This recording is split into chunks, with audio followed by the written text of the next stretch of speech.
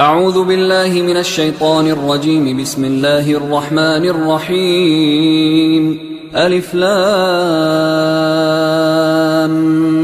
ميم.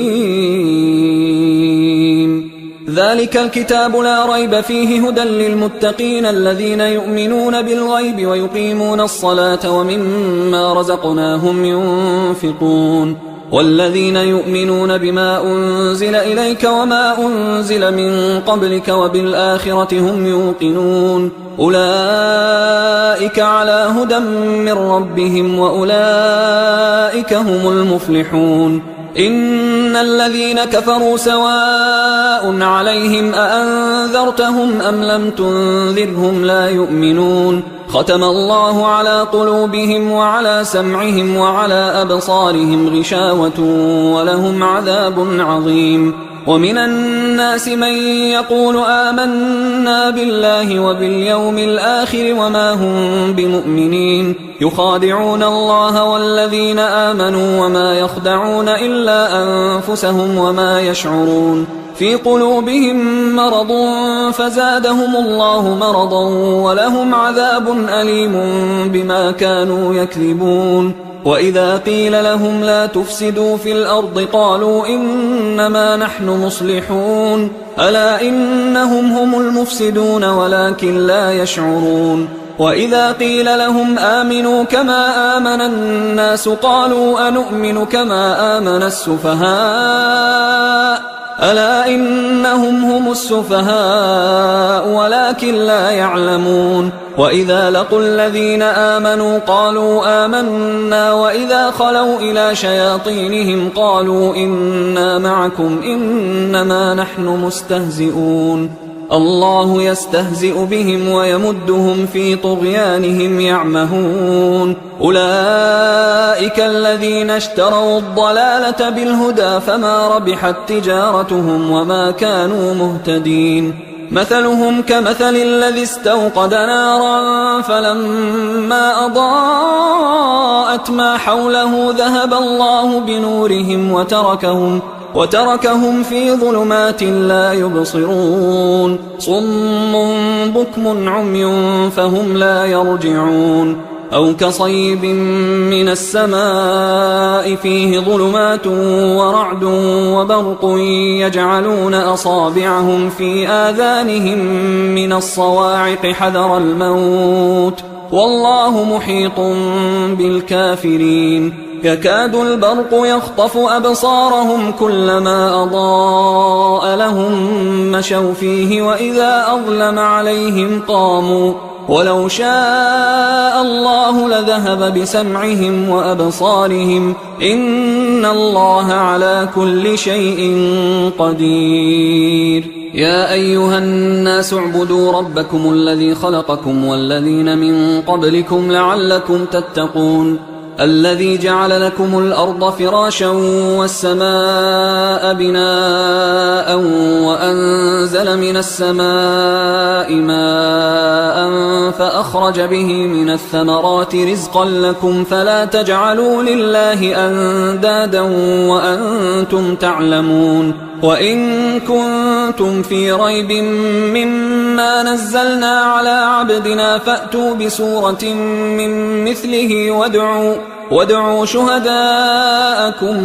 من دون الله إن كنتم صادقين. فإن لم تفعلوا ولن تفعلوا فاتقوا النار التي وقودها الناس والحجارة أعدت للكافرين. وبشر الذين آمنوا وعملوا الصالحات أن لهم جنات تجري من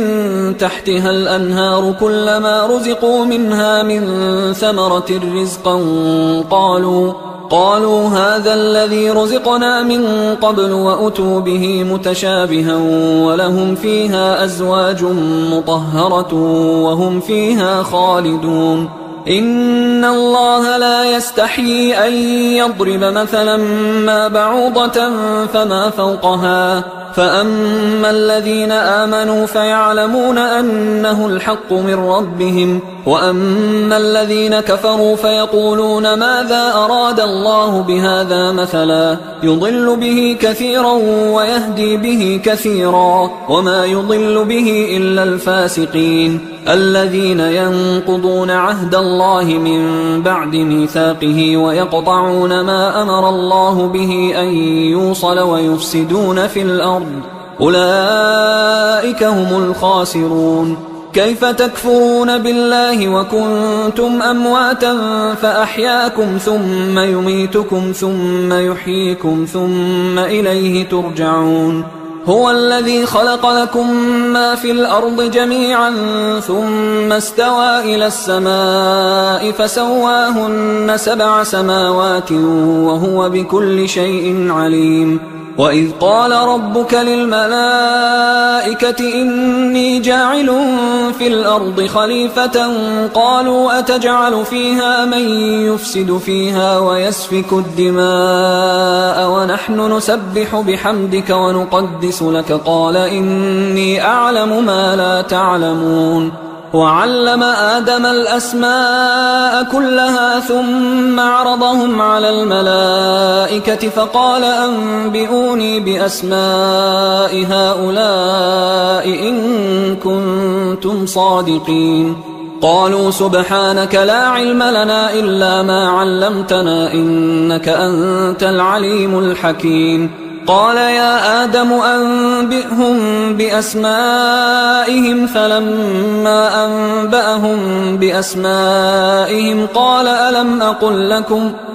ألم أقل لكم إني أعلم غيب السماوات والأرض وأعلم ما تبدون وما كنتم تكتمون. وإذ قلنا للملائكة اسجدوا لآدم فسجدوا إلا إبليس أبى واستكبر وكان من الكافرين. وقلنا يا آدم اسكن أنت وزوجك الجنة وكلا منها رغدا حيث شئتما ولا تقربا هذه الشجرة فتكونا من الظالمين. فأزلهما الشيطان عنها فأخرجهما مما كانا فيه وقلنا اهبطوا بعضكم لبعض عدو ولكم في الأرض مستقر ومتاع إلى حين. فتلقى آدم من ربه كلمات فتاب عليه إنه هو التواب الرحيم. قلنا اهبطوا منها جميعا فإما يأتينكم مني هدى فمن تبع هداي فلا خوف عليهم ولا هم يحزنون. والذين كفروا وكذبوا بآياتنا أولئك أصحاب النار هم فيها خالدون. يا بني إسرائيل اذكروا نعمتي التي أنعمت عليكم وأوفوا بعهدي أوف بعهدكم وإياي فارهبون. وآمنوا بما أنزلت مصدقا لما معكم ولا تكونوا أول كافر به ولا تشتروا بآياتي ثمنا قليلا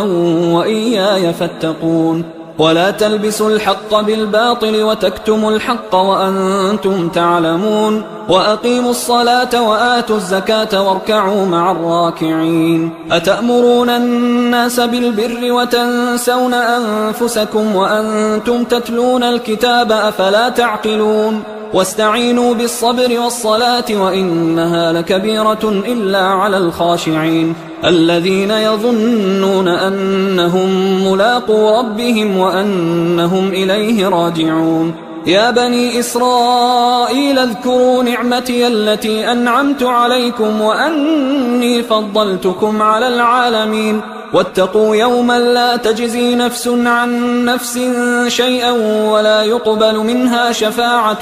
ولا يؤخذ منها عدل ولا هم ينصرون. وإذ نجيناكم من آل فرعون يسومونكم سوء العذاب يذبحون أبناءكم ويستحيون نساءكم وفي ذلكم بلاء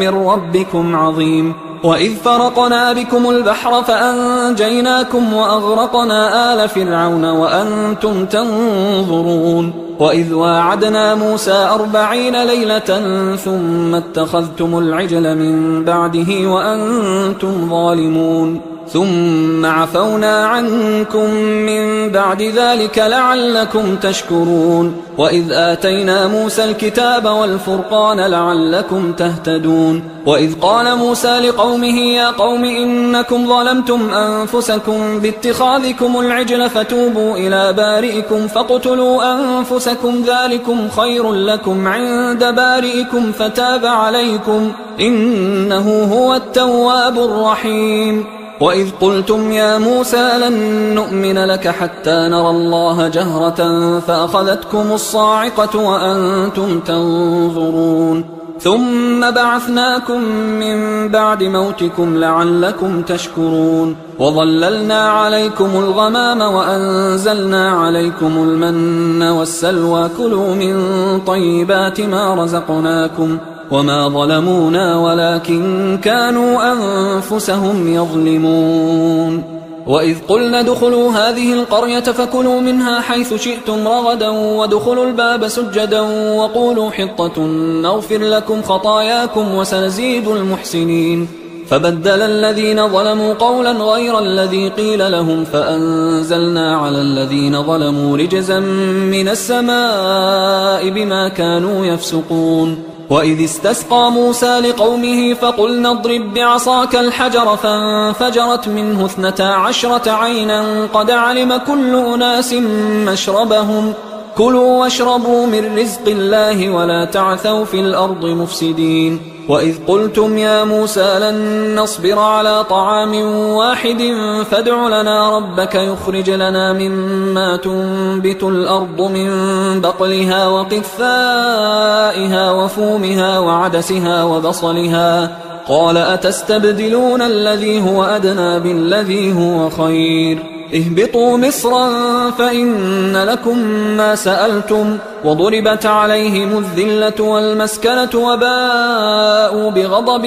من الله ذلك بأنهم كانوا يكفرون بآيات الله ويقتلون النبيين بغير الحق ذلك بما عصوا وكانوا يعتدون إن الذين آمنوا والذين هادوا والنصارى والصابئين من آمن بالله واليوم الآخر وعمل صالحا فلهم أجرهم عند ربهم ولا خوف عليهم ولا هم يحزنون وإذ أخذنا ميثاقكم ورفعنا فوقكم الطور خذوا ما آتيناكم بقوة واذكروا ما فيه لعلكم تتقون ثم توليتم من بعد ذلك فلولا فضل الله عليكم ورحمته لكنتم من الخاسرين ولقد علمتم الذين اعتدوا منكم في السبت فقلنا لهم كونوا قردة خاسئين فجعلناها نكالا لما بين يديها وما خلفها وموعظة للمتقين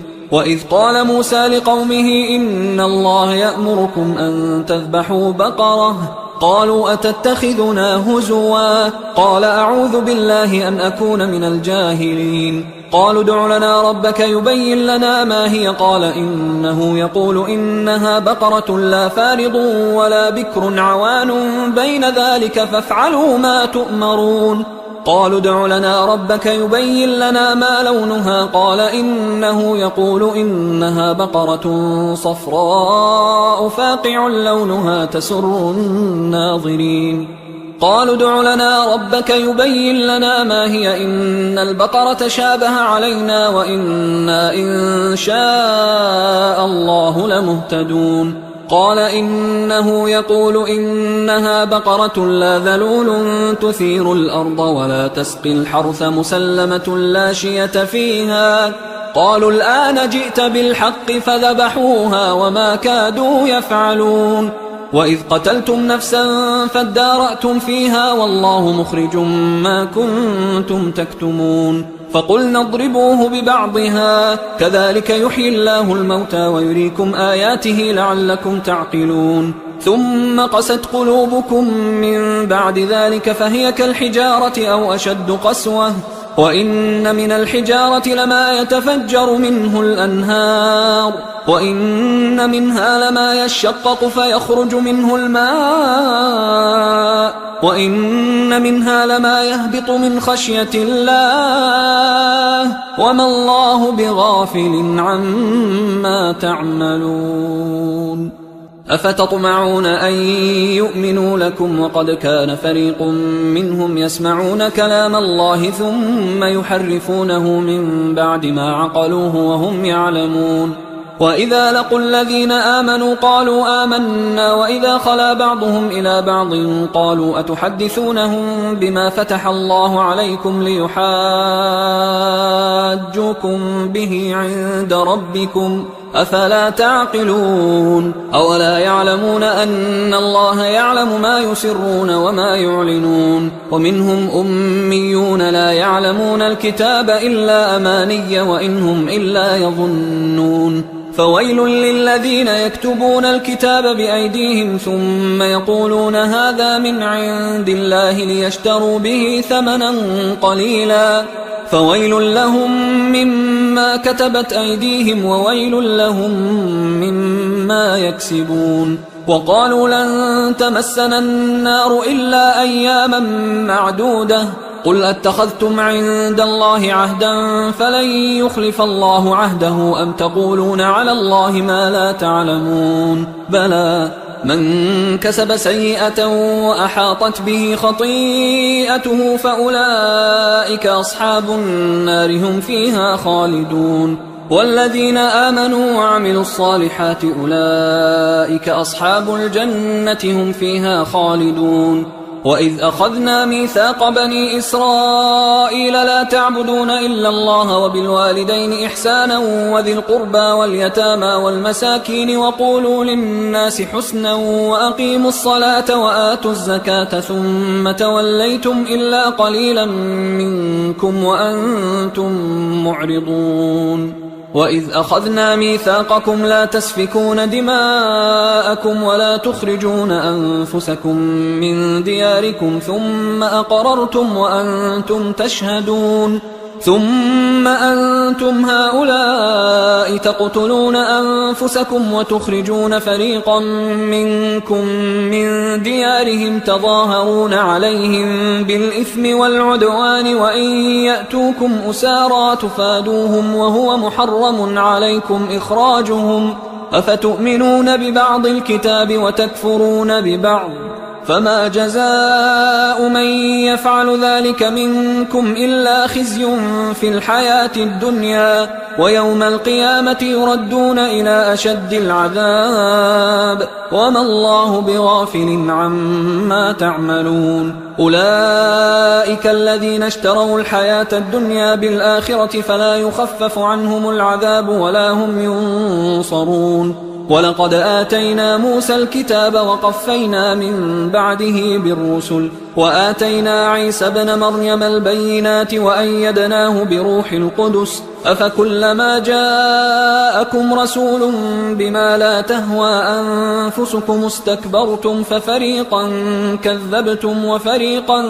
تقتلون وقالوا قلوبنا غلف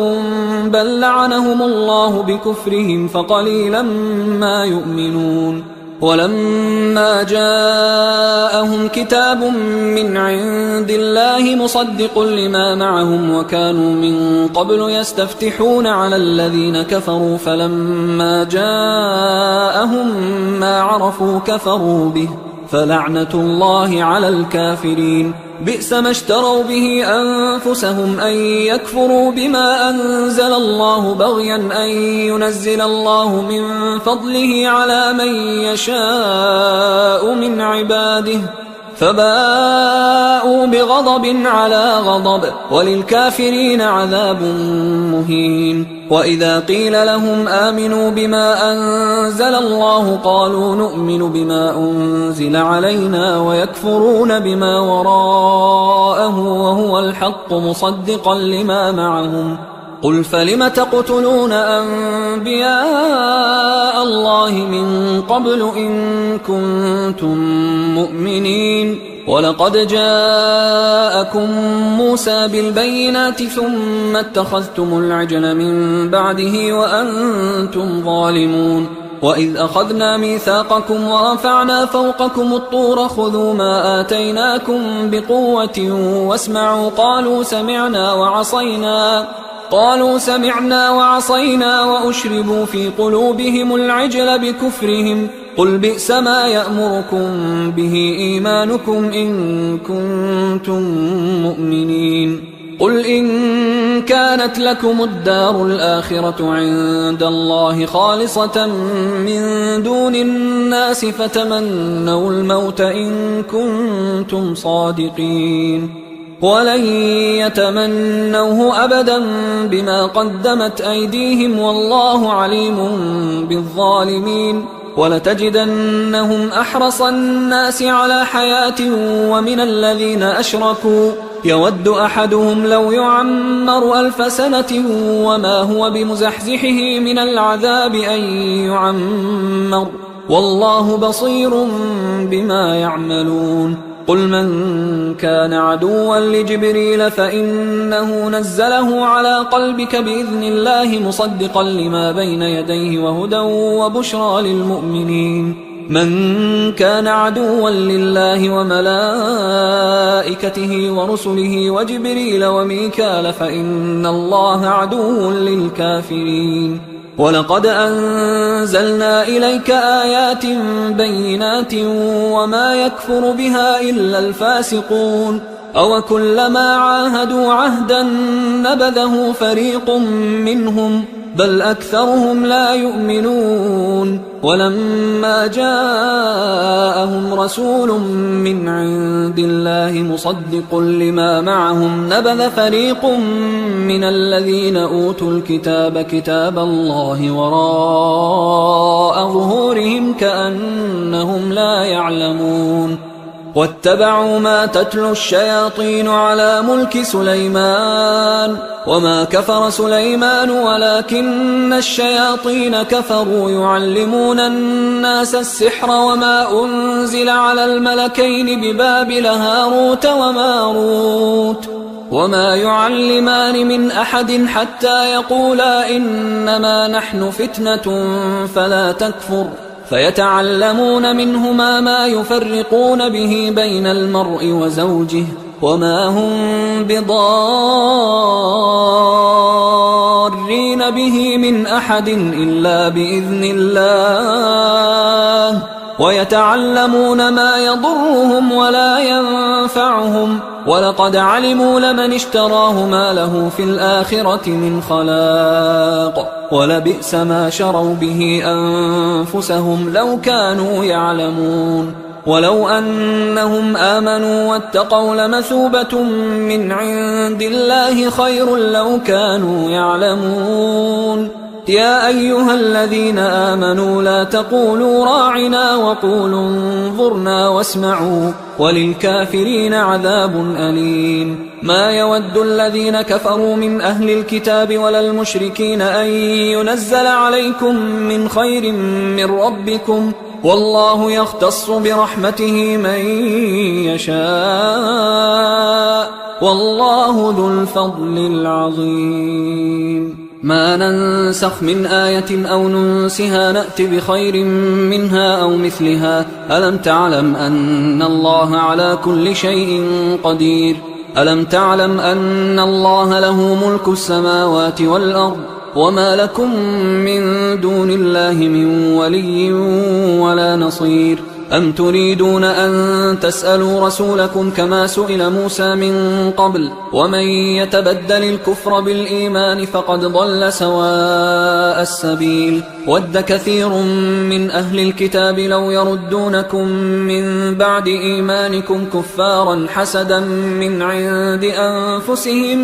من بعد ما تبين لهم الحق فاعفوا واصفحوا حتى يأتي الله بأمره إن الله على كل شيء قدير وأقيموا الصلاة وآتوا الزكاة وما تقدموا لأنفسكم من خير تجدوه عند الله إن الله بما تعملون بصير وقالوا لن يدخل الجنة إلا من كان هودا أو نصارى تلك أمانيهم قل هاتوا برهانكم إن كنتم صادقين بلى من أسلم وجهه لله وهو محسن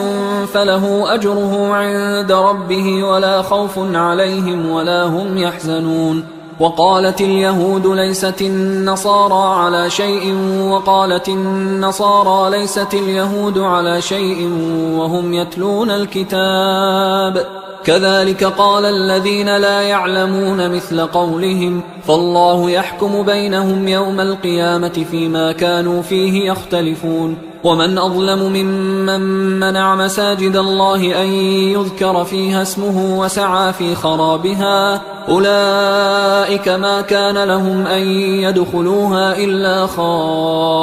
خائفين لهم في الدنيا خزي ولهم في الآخرة عذاب عظيم ولله المشرق والمغرب فأينما تولوا فثم وجه الله إن الله واسع عليم وقالوا اتخذ الله ولدا سبحانه بل له ما في السماوات والأرض كل له قانتون بديع السماوات والأرض وإذا قضى أمرا فإنما يقول له كن فيكون وقال الذين لا يعلمون لولا يكلمنا الله أو تأتينا آية كذلك قال الذين من قبلهم مثل قولهم تشابهت قلوبهم قد بينا الآيات لقوم يوقنون إنا أرسلناك بالحق بشيرا ونذيرا ولا تسأل عن أصحاب الجحيم ولن ترضى عنك اليهود ولا النصارى حتى تتبع ملتهم قل إن هدى الله هو الهدى ولئن اتبعت أهواءهم بعد الذي جاءك من العلم ما لك من الله من ولي ولا نصير الذين آتيناهم الكتاب يتلونه حق تلاوته أولئك يؤمنون به ومن يكفر به فأولئك هم الخاسرون يا بني إسرائيل اذكروا نعمتي التي أنعمت عليكم وأني فضلتكم على العالمين واتقوا يوما لا تجزي نفس عن نفس شيئا ولا يقبل منها عدل ولا تنفعها شفاعة ولا هم ينصرون وإذ ابتلى إبراهيم ربه بكلمات فأتمهن قال إني جاعلك للناس إماما قال ومن ذريتي قال لا ينال عهد الظالمين وإذ جعلنا البيت مثابة للناس وأمنا واتخذوا من مقام إبراهيم مصلى وعهدنا إلى إبراهيم وإسماعيل أن طهرا بيتي للطائفين والعاكفين والركع السجود وإذ قال إبراهيم رب اجعل هذا بلدا آمنا وارزق أهله من الثمرات من آمن منهم بالله واليوم الآخر قال ومن كفر فأمتعه قليلا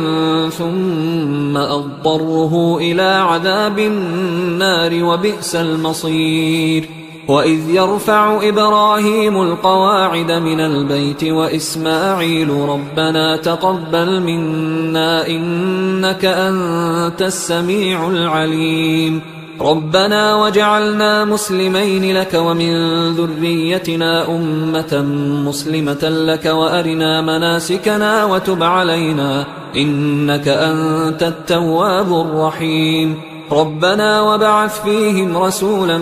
منهم يتلو عليهم آياتك ويعلمهم الكتاب والحكمة ويزكيهم إنك أنت العزيز الحكيم ومن يرغب عن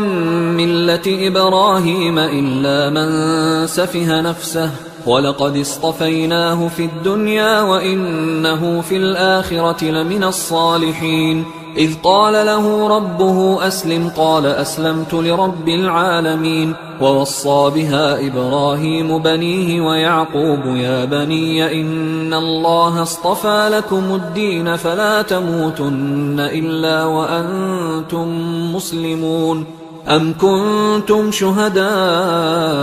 إذ حضر يعقوب الموت إذ قال لبنيه ما تعبدون من بعدي قالوا نعبد إلهك وإله آبائك إبراهيم وإسماعيل وإسحاق إلها واحدا ونحن له مسلمون. تلك أمة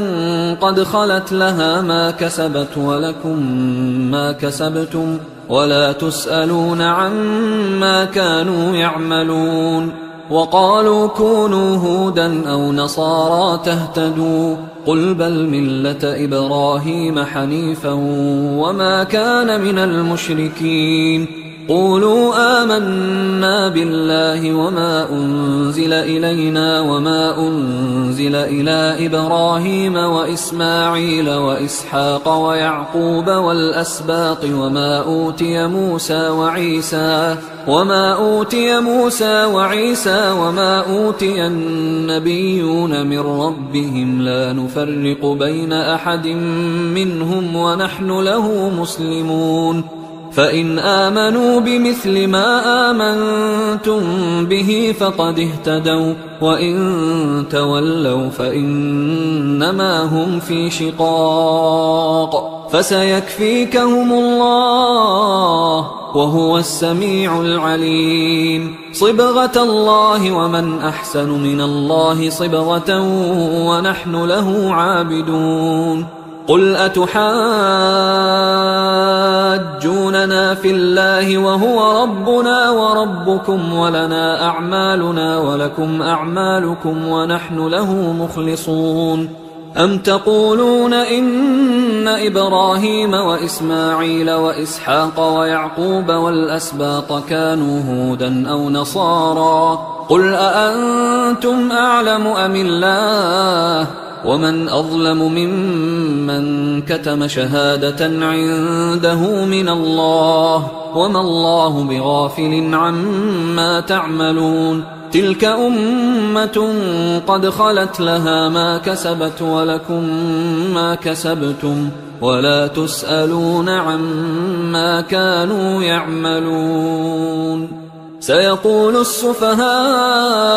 من الناس ما ولاهم عن قبلتهم التي كانوا عليها قل لله المشرق والمغرب يهدي من يشاء إلى صراط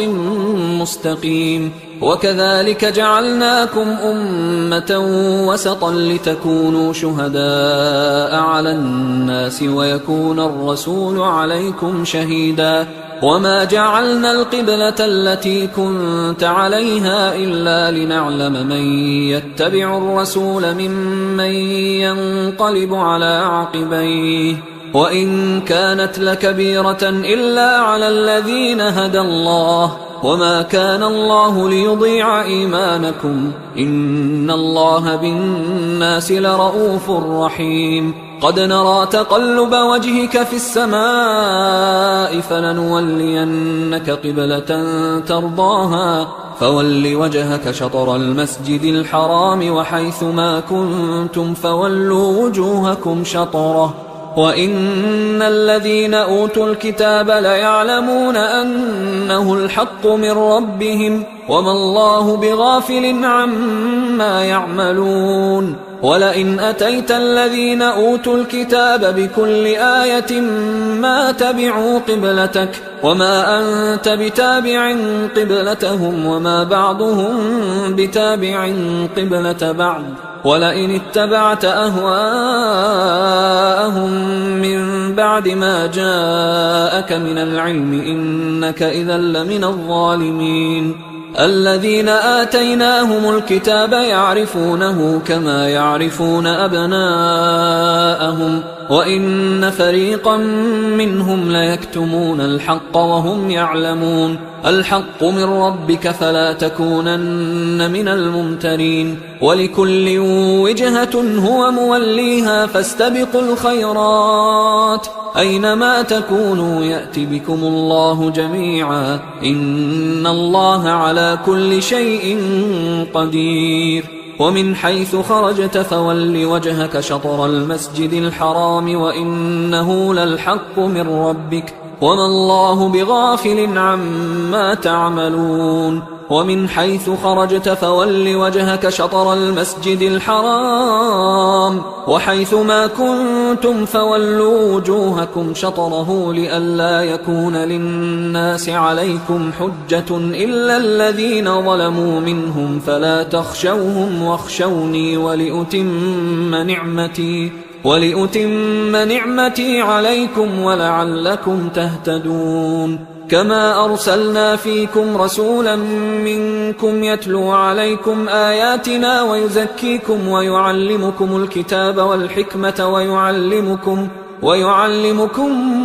ما لم تكونوا تعلمون فاذكروني أذكركم واشكروا لي ولا تكفرون يا أيها الذين آمنوا استعينوا بالصبر والصلاة إن الله مع الصابرين ولا تقولوا لمن يقتل في سبيل الله أموات بل أحياء ولكن لا تشعرون ولنبلونكم بشيء من الخوف والجوع ونقص من الأموال والأنفس والثمرات وبشر الصابرين الذين إذا أصابتهم مصيبة قالوا إنا لله وإنا إليه راجعون أولئك عليهم صلوات من ربهم ورحمة وأولئك هم المهتدون إن الصفا والمروة من شعائر الله فمن حج البيت أو اعتمر فلا جناح عليه أن يطوف بهما ومن تطوع خيرا فإن الله شاكر عليم إن الذين يكتمون ما أنزلنا من البينات والهدى من بعد ما بيناه للناس في الكتاب أولئك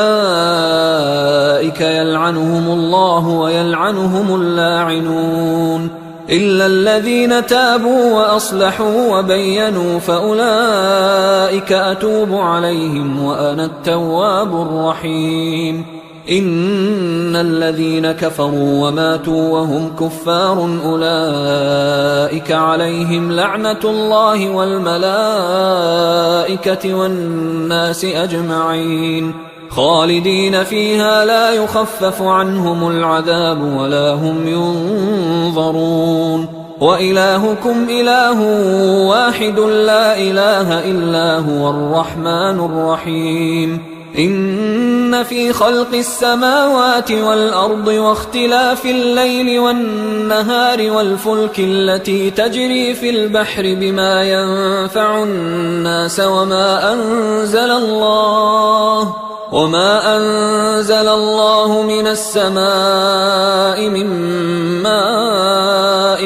فأحيا به الأرض بعد موتها وبث فيها من كل دابة وتصريف الرياح والسحاب المسخر بين السماء والأرض لآيات لقوم يعقلون ومن الناس من يتخذ من دون الله أندادا يحبونهم كحب الله والذين آمنوا أشد حبا لله ولو يرى الذين ظلموا إذ يرون العذاب أن القوة لله جميعا وأن الله شديد العذاب إذ تبرأ الذين اتبعوا من الذين اتبعوا ورأوا العذاب وتقطعت بهم الأسباب وقال الذين اتبعوا لو أن لنا كرة فنتبرأ منهم كما تبرأوا منا كذلك يريهم الله أعمالهم حسرات عليهم وما هم بخارجين من النار يا أيها الناس كلوا مما في الأرض حلالا طيبا ولا تتبعوا خطوات الشيطان إنه لكم عدو مبين إنما يأمركم بالسوء والفحشاء وأن تقولوا على الله ما لا تعلمون وإذا قيل لهم اتبعوا ما أنزل الله قالوا بل نتبع ما ألفينا عليه آباءنا أولو كان آباؤهم لا يعقلون شيئا ولا يهتدون ومثل الذين كفروا كمثل الذي ينعق بما لا يسمع إلا دعاء ونداء صم بكم عمي فهم لا يعقلون يا أيها الذين آمنوا كلوا من طيبات ما رزقناكم واشكروا لله إن كنتم إياه تعبدون إنما حرم عليكم الميتة والدم ولحم الخنزير وما أهل به لغير الله فمن اضطر غير باغ ولا عاد فلا إثم عليه إن الله غفور رحيم إن الذين يكتمون ما أنزل الله من الكتاب ويشترون به ثمنا قليلا أولئك ما يأكلون في بطونهم إلا النار ولا يكلمهم الله يوم القيامة ولا يزكيهم ولهم عذاب أليم أولئك الذين اشتروا الضلالة بالهدى والعذاب بالمغفرة فما أصبرهم على النار ذلك بأن الله نزل الكتاب بالحق وإن الذين اختلفوا في الكتاب لفي شقاق بعيد ليس البر أن تولوا وجوهكم قبل المشرق والمغرب ولكن البر من آمن بالله واليوم الآخر والملائكة والكتاب والنبيين وآتى المال على حبه ذوي القربى واليتامى والمساكين وابن السبيل والسائلين وفي الرقاب وأقام الصلاة وآتى الزكاة والموفون بعهدهم إذا عاهدوا والصابرين في البأساء والضراء وحين البأس أولئك الذين صدقوا وأولئك هم المتقون يا أيها الذين آمنوا كتب عليكم القصاص في القتلى الحر بالحر والعبد بالعبد والأنثى بالأنثى فمن عفي له من أخيه شيء فاتباع بالمعروف وأداء إليه بإحسان ذلك تخفيف من ربكم ورحمة فمن اعتدى بعد ذلك فله عذاب أليم ولكم في القصاص حياة يا أولي الألباب لعلكم تتقون كتب عليكم إذا حضر أحدكم الموت إن ترك خيرا الوصية للوالدين والأقربين بالمعروف حقا على المتقين فمن بدله بعدما سمعه فإنما إثمه على الذين يبدلونه إن الله سميع عليم فمن خاف من موص جنفا أو إثما فأصلح بينهم فلا إثم عليه إن الله غفور رحيم. يا أيها الذين آمنوا كتب عليكم الصيام كما كتب على الذين من قبلكم لعلكم تتقون أياما معدودات، فمن كان منكم مريضا أو على سفر فعدة من أيام أخر، وعلى الذين يطيقونه فدية طعام مسكين، فمن تطوع خيرا فهو خير له، وأن تصوموا خير لكم إن كنتم تعلمون. شهر رمضان الذي أنزل فيه القرآن هدى للناس وبينات من الهدى والفرقان، فمن شهد منكم الشهر فليصم، ومن كان مريضا أو على سفر فعدة من أيام أخر، يريد الله بكم اليسر ولا يريد بكم العسر ولتكملوا العدة ولتكبروا الله على ما هداكم ولعلكم تشكرون. وإذا سألك عبادي عني فإني قريب أجيب دعوة الداعي إذا دعان، فليستجيبوا لي وليؤمنوا بي لعلهم يرشدون. أحل لكم ليلة الصيام الرفث إلى نسائكم هن لباس لكم وأنتم لباس لهن، علم الله أنكم كنتم تختانون أنفسكم فتاب عليكم وعفى عنكم، فالآن باشروهن وابتغوا ما كتب الله لكم، وكلوا واشربوا حتى يتبين لكم الخيط الأبيض من الخيط الأسود من الفجر، ثم أتموا الصيام إلى الليل، ولا تباشروهن وأنتم عاكفون في المساجد، تلك حدود الله فلا تقربوها، كذلك يبين الله آياته للناس لعلهم يتقون. ولا تأكلوا أموالكم بينكم بالباطل وتدلوا بها إلى الحكام لتأكلوا فريقا من أموال الناس بالإثم وأنتم تعلمون. يسألونك عن الأهلة قل هي مواقيت للناس والحج، وليس البر بأن تأتوا البيوت من ظهورها ولكن البر من اتقى، وأتوا البيوت من أبوابها واتقوا الله لعلكم تفلحون. وقاتلوا في سبيل الله الذين يقاتلونكم ولا تعتدوا إن الله لا يحب المعتدين. وقتلوهم حيث ثقفتموهم وأخرجوهم من حيث أخرجوكم والفتنة أشد من القتل، ولا تقاتلوهم عند المسجد الحرام حتى يقاتلوكم فيه، فإن قاتلوكم فاقتلوهم، كذلك جزاء الكافرين، فإن انتهوا فإن الله غفور رحيم. وقاتلوهم حتى لا تكون فتنة ويكون الدين لله، فإن انتهوا فلا عدوان إلا على الظالمين.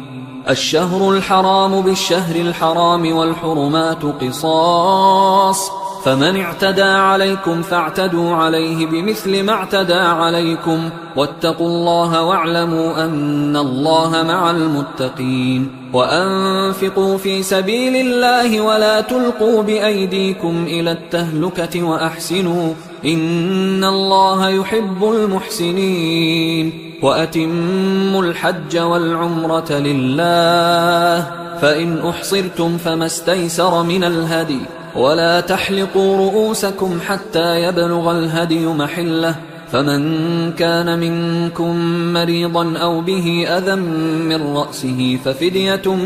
من صيام أو صدقة أو نسك، فإذا أمنتم فمن تمتع بالعمرة إلى الحج فما استيسر من الهدي، فمن لم يجد فصيام 3 أيام في الحج و7 إذا رجعتم، تلك 10 كاملة، ذلك لمن لم يكن أهله حاضر المسجد الحرام. واتقوا الله واعلموا أن الله شديد العقاب. الحج أشهر معلومات، فمن فرض فيهن الحج فلا رفث ولا فسوق ولا جدال في الحج وما تفعلوا من خير يعلمه الله وتزودوا فإن خير الزاد التقوى واتقون يا أولي الألباب ليس عليكم جناح أن تبتغوا فضلا من ربكم فإذا أفضتم من عرفات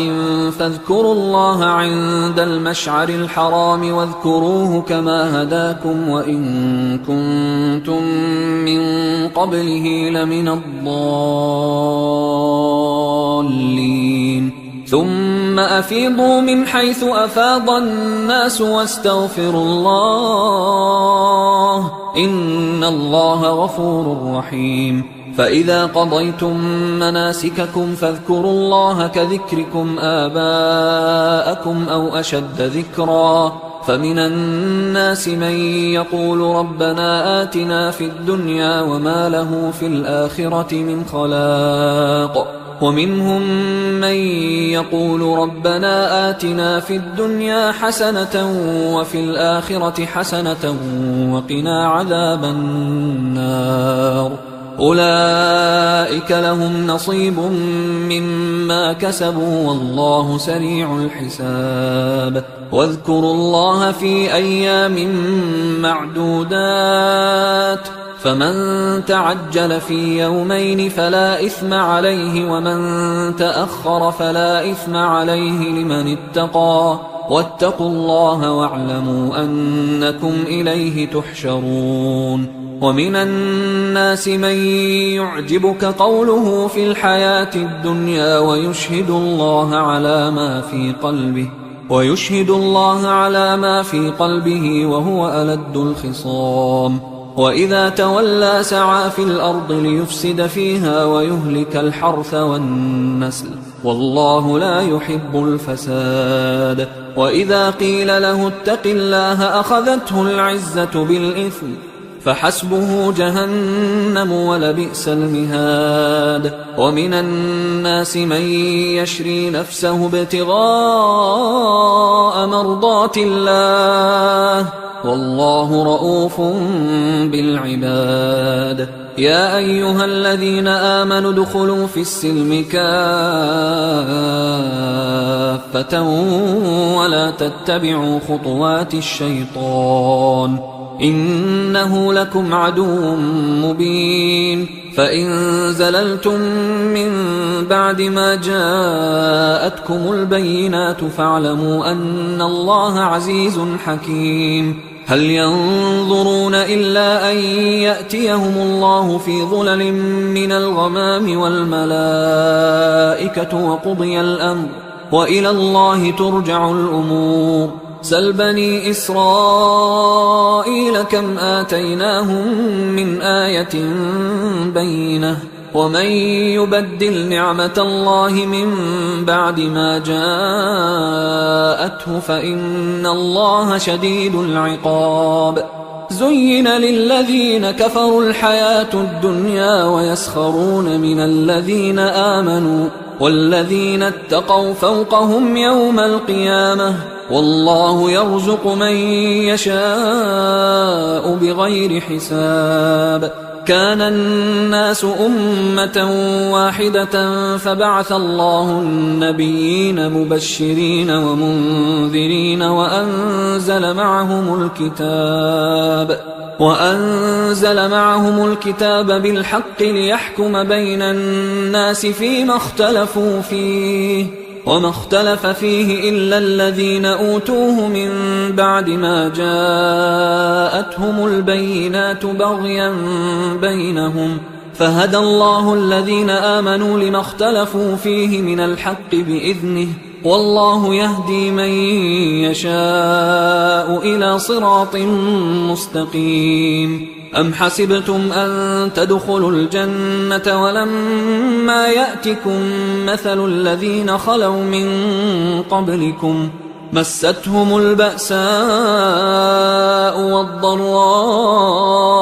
وزلزلوا حتى يقول الرسول والذين آمنوا معه متى نصر الله ألا إن نصر الله قريب يسألونك ماذا ينفقون قل ما أنفقتم من خير فللوالدين والأقربين واليتامى والمساكين وابن السبيل وما تفعلوا من خير فإن الله به عليم كتب عليكم القتال وهو كره لكم وعسى أن تكرهوا شيئا وهو خير لكم وعسى أن تحبوا شيئا وهو شر لكم والله يعلم وأنتم لا تعلمون يسألونك عن الشهر الحرام قتال فيه قل قتال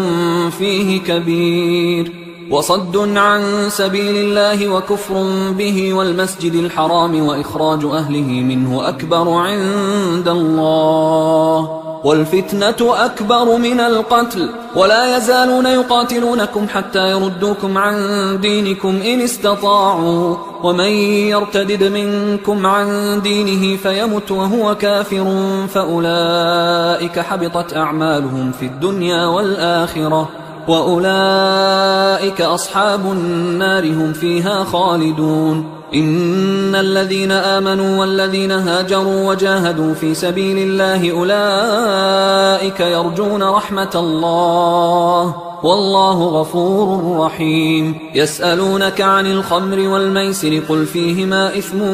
كبير ومنافع للناس وإثمهما أكبر من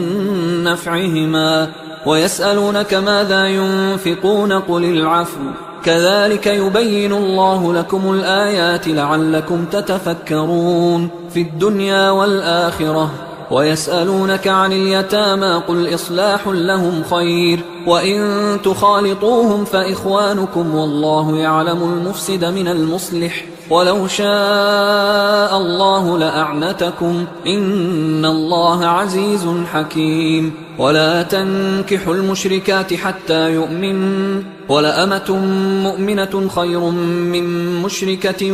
ولو أعجبتكم ولا تنكحوا المشركين حتى يؤمنوا ولعبد مؤمن خير من مشرك ولو أعجبكم أولئك يدعون إلى النار والله يدعو إلى الجنة والمغفرة بإذنه ويبين آياته للناس لعلهم يتذكرون ويسألونك عن المحيض قل هو أذى فاعتزلوا النساء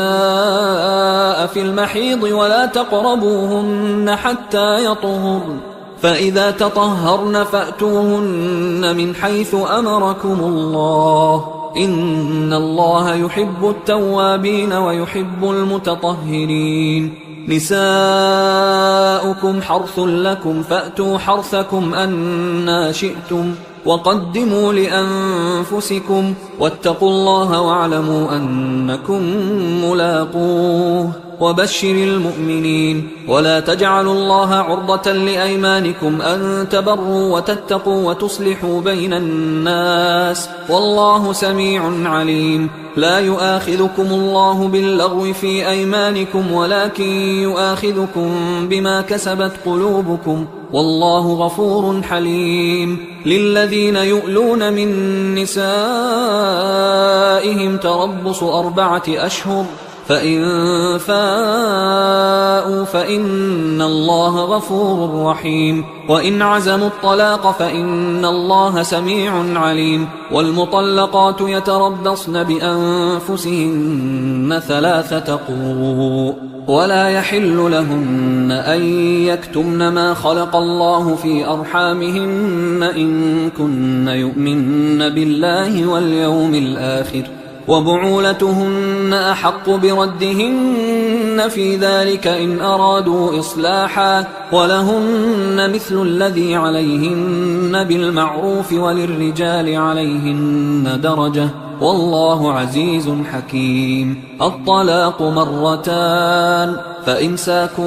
بمعروف أو تسريح بإحسان ولا يحل لكم أن تأخذوا مما آتيتموهن شيئا إلا أن يخافا ألا يقيما حدود الله فإن خفتم ألا يقيما حدود الله فلا جناح عليهما فيما افتدت به، تلك حدود الله فلا تعتدوها، ومن يتعد حدود الله فأولئك هم الظالمون. فإن طلقها فلا تحل له من بعد حتى تنكح زوجا غيره، فإن طلقها فلا جناح عليهما أن يتراجعا إن ظنا أن يقيما حدود الله، وتلك حدود الله يبينها لقوم يعلمون. وإذا طلقتم النساء فبلغن أجلهن فأمسكوهن بمعروف أو سرحوهن بمعروف، ولا تمسكوهن ضرارا لتعتدوا، ومن يفعل ذلك فقد ظلم نفسه. ولا تتخذوا آيات الله هزوا، واذكروا نعمة الله عليكم وما أنزل عليكم من الكتاب والحكمة يعظكم به، واتقوا الله واعلموا أن الله بكل شيء عليم. وإذا طلقتم النساء فبلغن أجلهن فلا تعضلوهن أن ينكحن أزواجهن إذا تراضوا بينهم بالمعروف، ذلك يوعظ به من كان منكم يؤمن بالله واليوم الآخر، ذلكم أزكى لكم وأطهر، والله يعلم وأنتم لا تعلمون. والوالدات يرضعن أولادهن حولين كاملين لمن أراد أن يتم الرضاعة، وعلى المولود له رزقهن وكسوتهن بالمعروف، لا تكلف نفس إلا وسعها، لا تضار والدة بولدها ولا مولود له بولده، وعلى الوارث مثل ذلك، فإن أرادا فصالا عن تراض منهما وتشاور فلا جناح عليهما. وإن أردتم أن تسترضعوا أولادكم فلا جناح عليكم إذا سلمتم ما آتيتم بالمعروف، واتقوا الله واعلموا أن الله بما تعملون بصير. والذين يتوفون منكم ويذرون أزواجا يتربصن بأنفسهن 4 أشهر و10، فإذا بلغن أجلهن فلا جناح عليكم فيما فعلن في أنفسهن بالمعروف، والله بما تعملون خبير. ولا جناح عليكم فيما عرضتم به من خطبة النساء أو أكننتم في أنفسكم، علم الله أنكم ستذكرونهن ولكن لا تواعدوهن سرا إلا أن تقولوا قولا معروفا، ولا تعزموا عقدة النكاح حتى يبلغ الكتاب أجله، واعلموا أن الله يعلم ما في أنفسكم فاحذروه، واعلموا أن الله غفور حليم. لا جناح عليكم إن طلقتم النساء ما لم تمسوهن أو تفرضوا لهن فريضة، ومتعوهن على الموسع قدره وعلى المقتر قدره متاعا بالمعروف حقا على المحسنين. وإن طلقتموهن من قبل أن تمسوهن وقد فرضتم لهن فريضة فنصف ما فرضتم إلا أن يعفون أو يعفو الذي بيده عقدة النكاح، وأن تعفوا أقرب للتقوى، ولا تنسوا الفضل بينكم، إن الله بما تعملون بصير. حافظوا على الصلوات والصلاة الوسطى وقوموا لله قانتين، فإن خفتم فرجالا أو ركبانا، فإذا أمنتم فاذكروا الله كما علمكم ما لم تكونوا تعلمون. والذين يتوفون منكم ويذرون أزواجا وصية لأزواجهم متاعا إلى الحول غير إخراج، فإن خرجن فلا جناح عليكم فيما فعلن في أنفسهن من معروف، والله عزيز حكيم. وللمطلقات متاع بالمعروف حقا على المتقين كذلك يبين الله لكم آياته لعلكم تعقلون ألم تر إلى الذين خرجوا من ديارهم وهم ألوف حذر الموت فقال لهم الله موتوا ثم أحياهم إن الله لذو فضل على الناس ولكن أكثر الناس لا يشكرون وقاتلوا في سبيل الله واعلموا أن الله سميع عليم من ذا الذي يقرض الله قرضا حسنا فيضاعفه له أضعافا كثيرة والله يقبض ويبسط وإليه ترجعون ألم تر إلى الملأ من بني إسرائيل من بعد موسى إذ قالوا لنبي له مبعث لنا ملكا نقاتل في سبيل الله قال هل عسيتم إن كتب عليكم القتال ألا تقاتلوا قالوا وما لنا ألا نقاتل في سبيل الله وقد أخرجنا من ديارنا وأبنائنا فلما كتب عليهم القتال تولوا إلا قليلا منهم والله عليم بالظالمين وقال لهم نبيهم إن الله قد بعث لكم طالوت ملكا قالوا أنى يكون له الملك علينا ونحن أحق بالملك منه ولم يؤت سعة من المال قال إن الله اصطفاه عليكم وزاده بسطة في العلم والجسم والله يؤتي ملكه من يشاء والله واسع عليم وقال لهم نبيهم إن آية ملكه أن يأتيكم التابوت فيه سكينة من ربكم وبقية مما ترك آل موسى وآل هارون تحمله الملائكة إن في ذلك لآية لكم إن كنتم مؤمنين فلما فصل طالوت بالجنود قال إن الله مبتليكم بنهر فمن شرب منه فليس مني ومن لم يطعمه فإنه مني إلا من اغترف غرفة بيده فشربوا منه إلا قليلا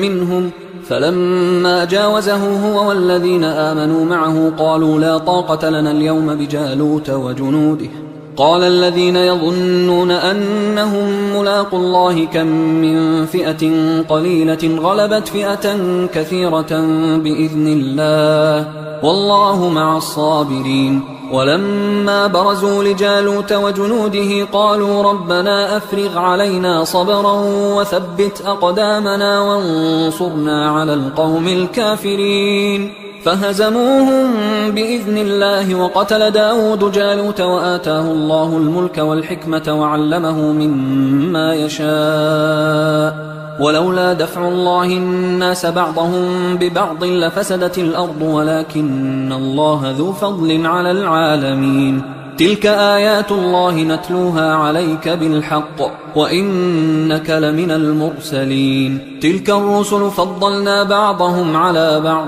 منهم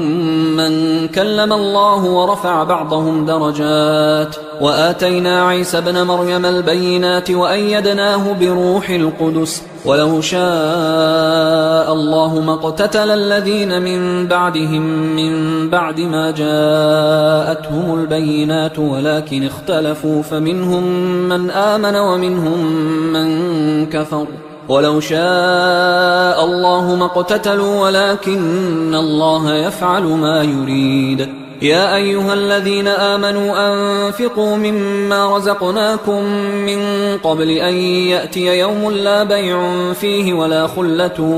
ولا شفاعة والكافرون هم الظالمون الله لا إله إلا هو الحي القيوم لا تأخذه سنة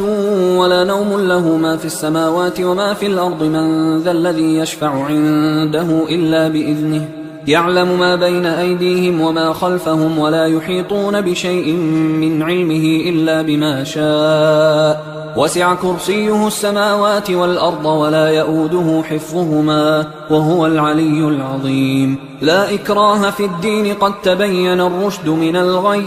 فمن يكفر بالطاغوت ويؤمن بالله فقد استمسك بالعروة الوثقى لا انفصام لها، والله سميع عليم. الله ولي الذين آمنوا يخرجهم من الظلمات إلى النور، والذين كفروا أولياؤهم الطاغوت يخرجونهم من النور إلى الظلمات، أولئك أصحاب النار هم فيها خالدون. ألم تر إلى الذي حاج إبراهيم في ربه أن آتاه الله الملك إذ قال إبراهيم ربي الذي يحيي ويميت قال أنا أحيي وأميت. قال إبراهيم فإن الله يأتي بالشمس من المشرق فأت بها من المغرب فبهت الذي كفر والله لا يهدي القوم الظالمين. أو كالذي مر على قرية وهي خاوية على عروشها قال أنى يحيي هذه الله بعد موتها فأماته الله 100 عام ثم بعثه قال كم لبثت؟ قال لبثت يوما أو بعض يوم. قال بل لبثت 100 عام فانظر إلى طعامك وشرابك لم يتسنه وانظر إلى حمارك ولنجعلك آية للناس وانظر إلى العظام كيف ننشزها ثم نكسوها لحما فلما تبين له قال أعلم أن الله على كل شيء قدير. وإذ قال إبراهيم رب أرني كيف تحيي الموتى قال أولم تؤمن قال بلى ولكن ليطمئن قلبي قال فخذ 4 من الطير فصرهن إليك ثم اجعل على كل جبل منهن جزءا ثم ادعهن يأتينك سعيا واعلم أن الله عزيز حكيم. مثل الذين ينفقون أموالهم في سبيل الله كمثل حبة أنبتت 7 سنابل في كل سنبلة 100 حبة والله يضاعف لمن يشاء والله واسع عليم. الذين ينفقون أموالهم في سبيل الله ثم لا يتبعون ما أنفقوا منا ولا أذى لهم أجرهم عند ربهم ولا خوف عليهم ولا هم يحزنون. قول معروف ومغفرة خير من صدقة يتبعها أذى والله غني حليم. يا أيها الذين آمنوا لا تبطلوا صدقاتكم بالمن والأذى كالذي ينفق ماله رئاء الناس ولا يؤمن بالله واليوم الآخر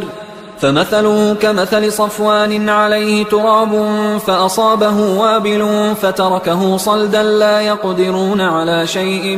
مما كسبوا والله لا يهدي القوم الكافرين. ومثل الذين ينفقون أموالهم ابتغاء مرضات الله وتثبيتا من أنفسهم كمثل جنة بربوة أصابها وابل فآتت أكلها ضعفين فإن لم يصبها وابل فطل والله بما تعملون بصير. أيود أحدكم أن تكون له جنة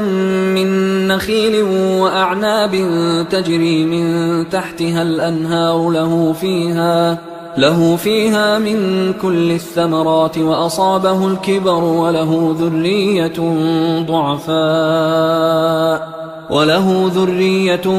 ضعفاء فأصابها إعصار فيه نار فاحترقت كذلك يبين الله لكم الآيات لعلكم تتفكرون. يا أيها الذين آمنوا أنفقوا من